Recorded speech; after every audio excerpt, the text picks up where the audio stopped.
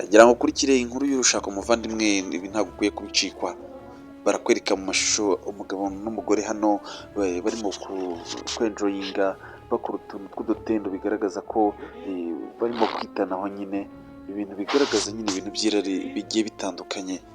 Ariko uyu mugabo mwibuke ko atari umugabo w'uyu mugore, ndetse nk'uko bigaragara baje kugira akanya ko kwikanga, bigaragara ko hari umuntu wari uje. Hanyuma umugabo w'uwo mugore mwibuke ko yari impumyi, ntabwo yabashaga kubona, yabanaga n'ubumuga bwo kutabona. Hanyuma yinjira ahamagara umugore we, umugore we bikagaragara ko nyine abaye nk'ubigiramo ubwoba, ariko akavuga ati ubwo atabona nta kibazo, dukomeze twenjoyinge nta kibazo. Iki kigabo kikamukomeza kivuga ati oya, witonze gatoya atadukeka, atahita abona yuko hari icyabaye. Ariko umugore agakomeza akora kuri wa mugabo, mbese bigaragara ko amwishimiye, amureba icyoroshye, amukambirana, amukora ahantu hose, mbese bigaragara ko amufitiye irari mu buryo bukomeye. Bakomeje benjoyinga bavuga bati uko byagenda kose uyu mugabo n'ubundi ntabwo abona, n'ubundi ibyo turi gukora ntabwo ari kubireba. Icyo tutagomba gukora ni ukuvuga wenda kugira ngo atabasha kumva ijwi ryacu ko turi hafi ye, tukaba wenda twamwihoreye cyangwa se nkaba ndi kumwe n'undi muntu utari we. Ariko uko byagenda kose yakomeza ahamagare, mwihorere, wenda agire ngo ntabwo ndi hafi.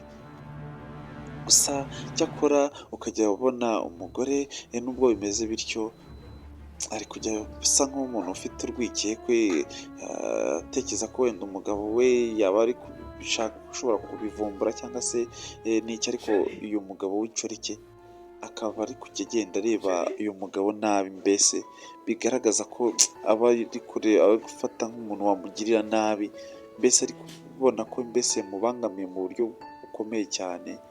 Akagenda avuga ati ariko se ubundi nta kintu twakora ngo uyu mugabo wawe tumukure mu nzira, tuve mu nzira, tubashe kuba twagira umunezero, cyangwa se duhaguruke n'ahantu turebe n'ahandi hantu twerekeza, bashe kukwisanzuraho neza, atabasha kumva amajwi yanjye nawe. Hanyuma umugabo n'umugore baragiye, bafata akanya rwose, baragenda barasohoka bajya hanze. Arangije aramubwira ati uzi n'ikindi, ati ngewe rwose uriya mugabo wawe ngewe ntabwo mba numva yagakwiye kuba akiriho, yagakwiye kuva mu nzira, twagakwiye kumwica tukamukura mu nzira, hanyuma njye nawe tukinezererwa, tukabona urukundo nyine, nkagukunda nkagutetisha. Umugore ati reka reka, ati ngewe nkora ibi byo kwica, ati iwacu nta n'umuntu wigeze yica n'isazi, none uragira ngo nice umuntu? Ati reka reka reka, ati ibi bintu ntabwo bishoboka. Umugabo ati we, ati rwose pe, ati ngewe ndakwizeza ko ngomba guhita ngufata neza nkagukunda, tugasizerana tukabana. Ati urabona ko rero igihe bitameze bityo, ntabwo uriya muntu yakabaye ari mu buzima bwawe ngo ibyo bintu tubashe kubigeraho. Ati kuki utanyumva bite byawe? Ntabwo ati ariko rwose, ati ntabwo nkubeshya birangoye, ati kuba nafata umugabo wanjye tukamwica koko, ati ibyo ni ibintu rwose ndumva, ati n'Imana yazabimpora pe.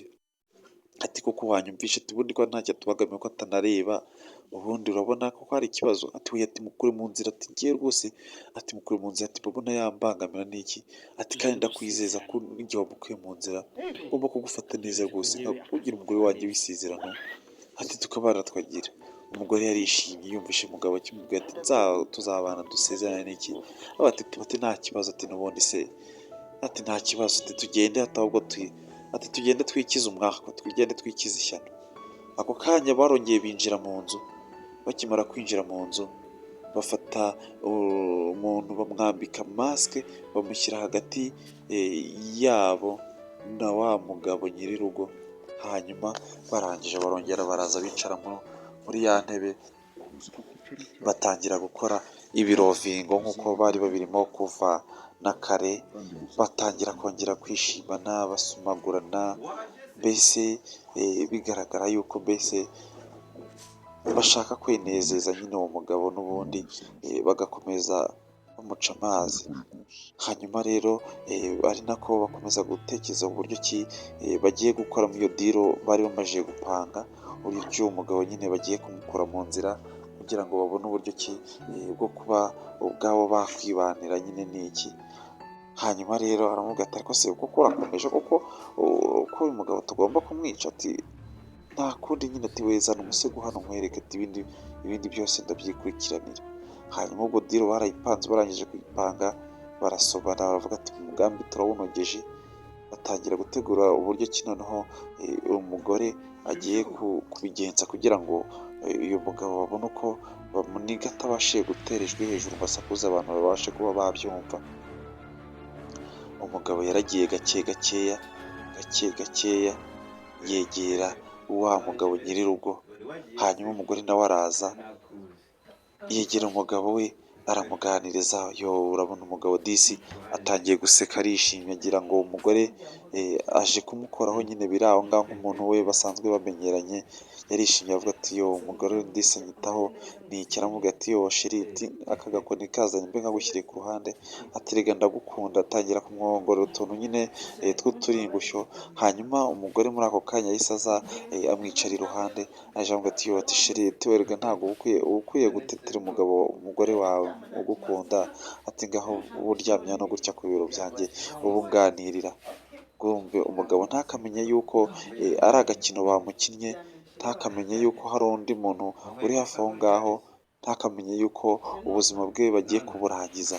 Hanyuma akimara kubikora gutyo, wa mugabo yahise afata wa musego awumutsindagira ku mutima, aramwicarira, mbese aramubangamira mu buryo bukomeye. Wa mugabo agerageza gutaka, arataka bikomeye, ariko bari bagerageje kumurwanya ku buryo atari bwabashe gutaka ngo habe hari abantu bapfa kubyumva. Baramuniga, baramukanda umutima n'ubugome bwinshi cyane. Nyagasani, mbega abantu batagira impuhwe, baramukanda, umugabo arataka. Umugabo rwose bigaragara yuko bamugeze ku ndunduro. Hanyuma nyuma yaho gatoya umugabo birangira anogotse, birangira ashizemo umwuka.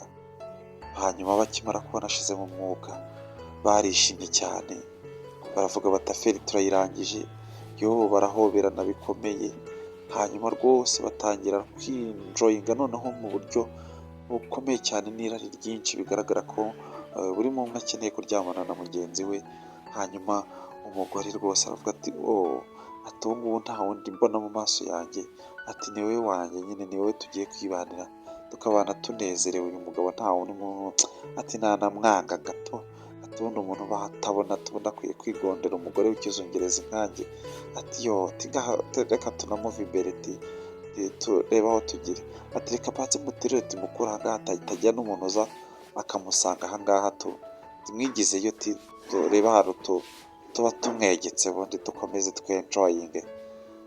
N'ubundi uyu mugabo n'ubundi twamukuye mu nzira, nta kindi tugomba gukora, nyine tugomba kwishimana, ubundi urugo rugasigara ari urwacu. Urababona mu mashusho agaragara ko rwose bishimanye mu buryo bukomeye, ariko bishimiye ku kintu kitari cyiza, ku kintu bari bamaze gukora kitari cyiza. Hanyuma urabona ko rwose uyu mugabo yari atangiye kugira irari rikomeye cyane, aho atangiye kwikura imyenda.